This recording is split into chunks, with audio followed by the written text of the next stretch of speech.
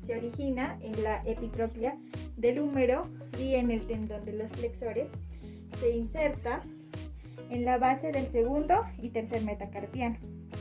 Realiza la flexión de muñeca con desviación radial y está inervado por el nervio mediano. El flexor superficial de los dedos se origina en la epitroclea del húmero, en la apófisis coronoides del cúbito, en la superficie anterior del radio. Este se divide en 4 tendones que se insertan en la falange media del segundo, tercero, cuarto y quinto dedo, y estos a su vez se subdividen para permitirle el paso a otro tendón. Realiza la flexión metacarpofalángica del segundo al quinto dedo y está inervado por el nervio mediano. El músculo palmar largo se origina en el epicóndilo medial del húmero y se inserta en la aponeurosis palmar y el retináculo flexor. Su función principal es la flexión de la muñeca en posición neutra y está inervado por el nervio mediano.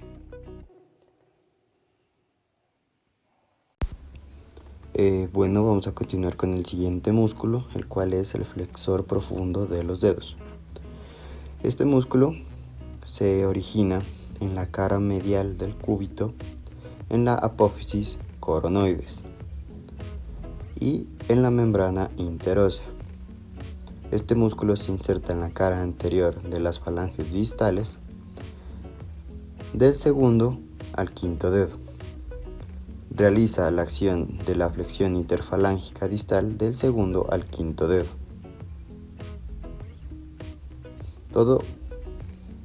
Todo este músculo está inervado por 2 nervios. El nervio mediano, el cual inerva del segundo al tercer dedo, y el nervio cubital, el cual inerva del cuarto al quinto dedo. El siguiente músculo es el pronador cuadrado. Se origina en el tercio distal en la superficie anterior del cúbito.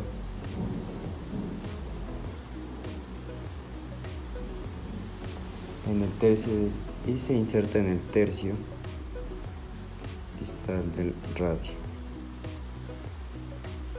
Realiza la pronación del antebrazo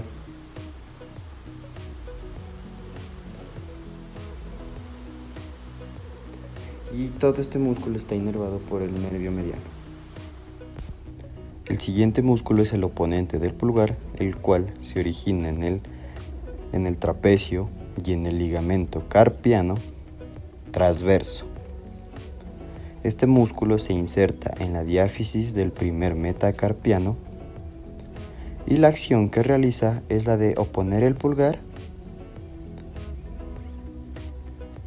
y todo este músculo está inervado por el nervio mediano. Y por último tenemos el músculo aductor del pulgar. Este músculo se origina en la diáfisis del tercer metacarpiano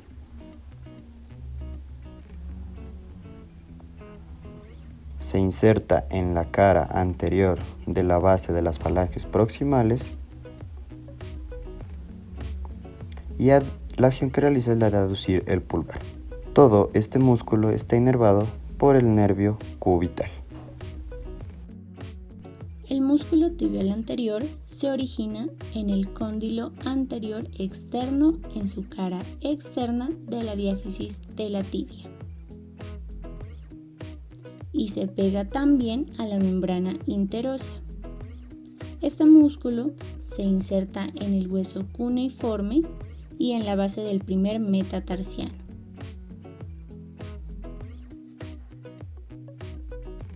Realiza la dorsiflexión sumado a la inversión y lo inerva el nervio peroné profundo. El músculo peroneo largo se origina en la cabeza del peroné y parte de su diáfisis. Este músculo se inserta en la cabeza del quinto metatarsiano.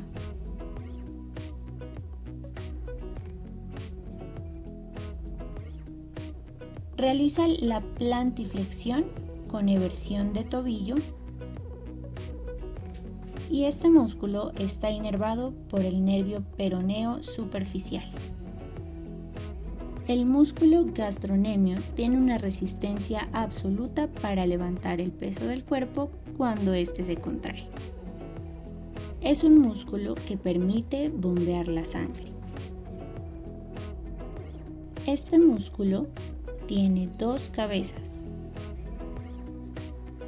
La cabeza medial, que se origina en el cóndilo medial del fémur, y la cabeza lateral, que se origina en el cóndilo lateral del fémur en su cara posterior. Se inserta por medio del tendón de Aquiles y a su vez también se inserta en la cara posterior del calcáneo. Este músculo realiza la plantiflexión, ayuda a la flexión de rodilla y está inervado por el nervio tibial. Músculo isquiotibiales. Este es nuestro cardio semitendinoso. Este músculo no es palpable, por lo que lo cubre el glúteo mayor, que es este. La mitad de su recorrido es un tendón, el cual es este, que es un tendón demasiado largo. Se origina en la tuberosidad isquiática y desde allí se forma un fino vientre muscular, que es este, en un tercio medio donde se continúa un largo tendón, el cual es este. Es un tercio medio donde está el músculo y el resto es tendón. La inserción en la pata del ganso superficial junto al recto interno isquiotibiático, donde queda aquí, casi por la rodilla, le da la vuelta. Las funciones: es extensor de cadera, flexor de rodilla, sobre todo si la cadera está flexionada, rotador interno de la rodilla.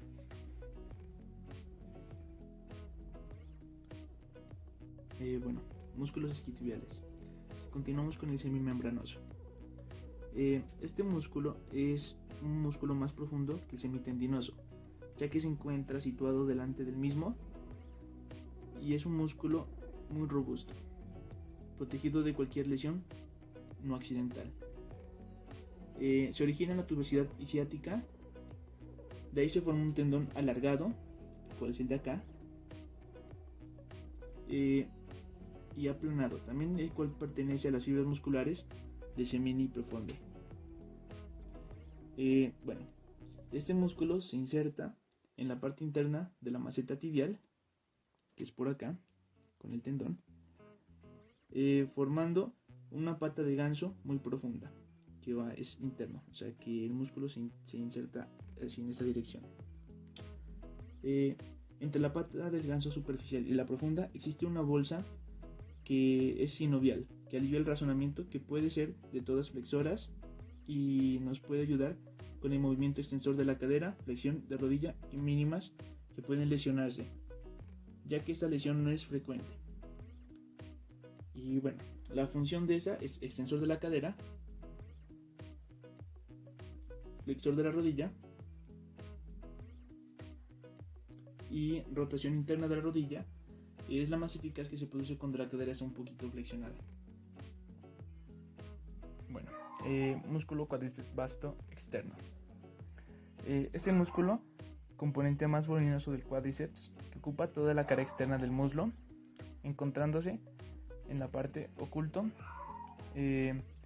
por el tendón de la fascia lata. Se origina en la cara externa del fémur, que sería en esta parte de aquí, desde el trocánter mayor hasta la línea áspera, que serían en sus 2/3 partes posteriores. Sería 2 partes terceras partes posteriores. Sus fibras tienen una trayectoria hacia abajo y hacia adelante. O sea que las fibras van hacia abajo y salen un poco salidas por la parte de abajo. Inserción. En el borde superexterno de la rótula se conforma con la rótula, contribuyendo a formar el tendón del cuádriceps. Algunas fibras continúan hacia abajo, como podemos mirarlo, hasta finalizar en la tibia, que sería en esa parte de acá. Bueno, la función que tiene el músculo es la principal extensión de la rodilla y elevación. Y se divide en 3 partes, las cuales son cuádriceps lateral, que es este, el cuádriceps interno, que es este, y el cuádriceps medial, que sería este de acá. Músculo aductor mayor.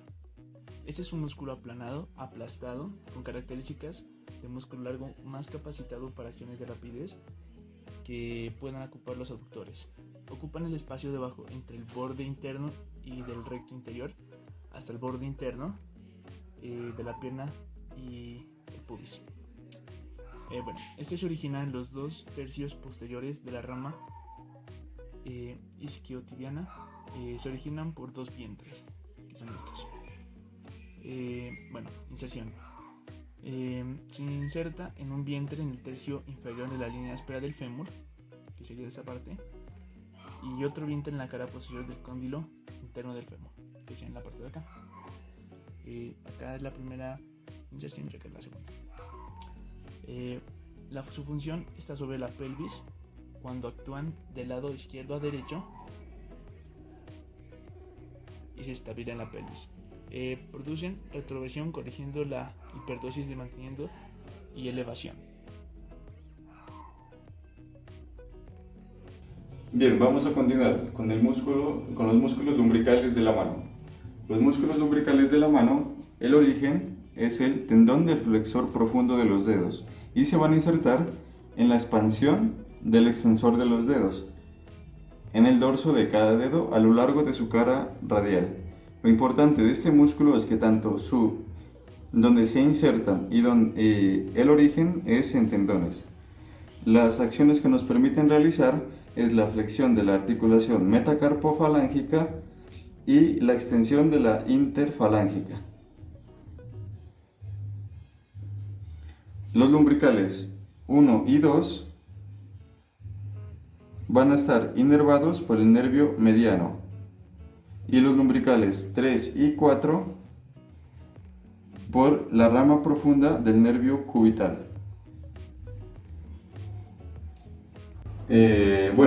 Continuamos con el músculo, el tensor de la fascia lata. Bueno, el tensor de la fascia lata, el origen es la cresta ilíaca y la parte posterior de la espina ilíaca anterosuperior. Se inserta en el tracto iliotibial en el cóndilo lateral de la tibia.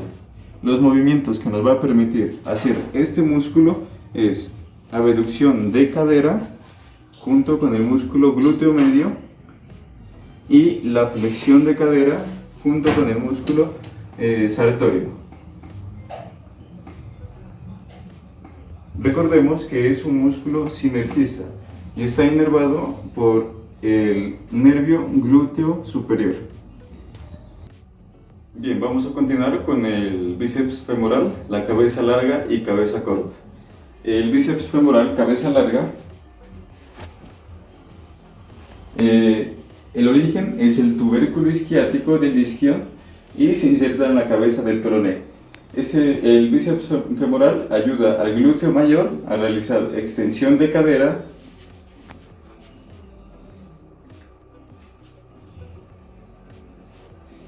y también realiza flexión de rodilla.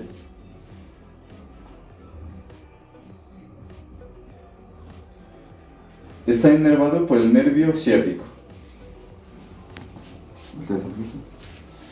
Y el músculo bíceps femoral cabeza corta, el origen es la línea áspera del fémur, se inserta en la cabeza del peroné y realiza movimientos de flexión de rodilla.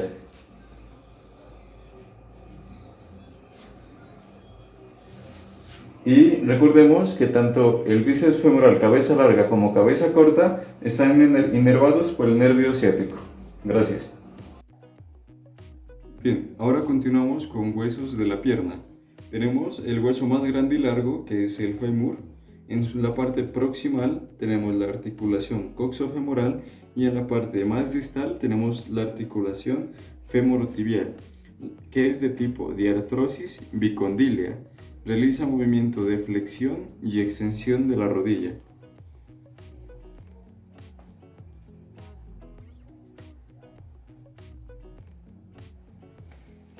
Bueno, también tenemos la articulación femoropatelar, que se forma entre el fémur y la rótula. Es de tipo diartrosis y se comporta como una tróclea. Sirve para que la articulación de la rodilla tenga más fuerza en movimiento de flexión y extensión, y hace de polea mecánica para que el cuádriceps se inserte y realice movimientos de flexión y extensión.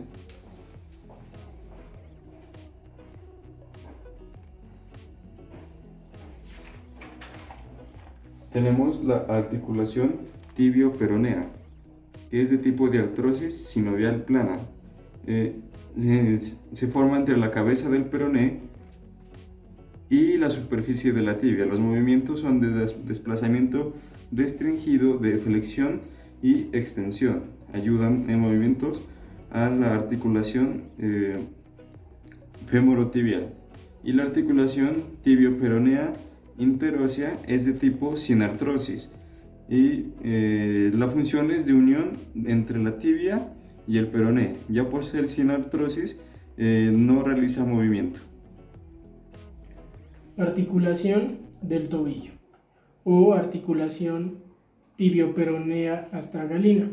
Es de tipo sinovial, de tipo troclear y se forma entre las superficies articulares de la tibia, el peroné y el astrágalo. Realiza movimientos de flexión dorsal y flexión plantar. Los medios de unión son la cápsula articular y ligamentos internos y externos. La articulación subastragalina está formada por la unión del astrágalo, cara inferior y carillas articulares del calcáneo. Es de tipo trocoides, permite transformar el movimiento de rotación axial del esqueleto proximal y realiza movimientos de inversión y eversión del pie.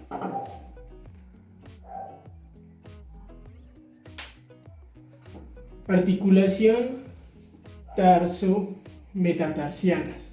Son de tipo artrodias, planas, se dan entre las bases. El segundo, tercero y cuarto y quinto, porque la primera articulación del dedo gordo es separada, es independientemente un arco de movimiento que realiza movimientos limitados de los huesos.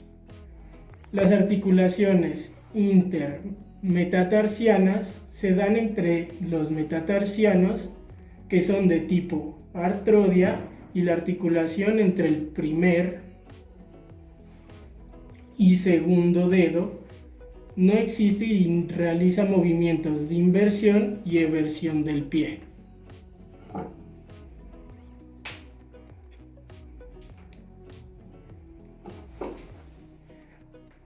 Articulación metatarsofalángicas. Son articulaciones tipo condilias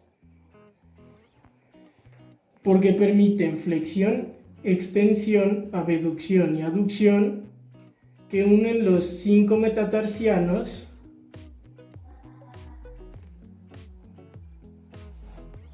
a las falanges proximales de los 5 dedos.